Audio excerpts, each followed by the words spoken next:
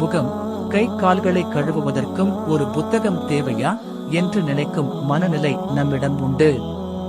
மிக இலகுவானதுதானே எனும் நம்பிக்கையிலிருந்து இக்கேள்வி எழுகிறது.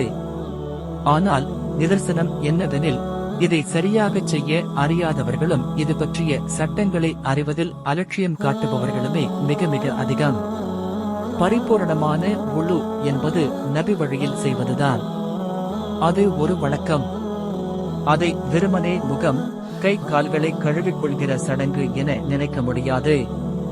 ஆன்மீகமாக அதில் நமக்கும் அல்லாஹ்வுக்கும் இடையே ஒரு தொடர்பு, அவனுக்கு கீழ்ப்படிவது, பாவ மன்னிப்பு, உறுப்புகளுக்கு ஒளி, கருப்பராக இருந்தாலும் அவருக்கு வெண்மை, அதன் மூலம் நபியவர்கள் நம்மை மஹ்ஷர் மைதானத்தில் அடையாளம் கண்டுகொள்வது என வுளுவின் தாக்கம் இங்கிருந்து சொர்க்கம் வரை நம்மை தொடர்பு படுத்துகிறது.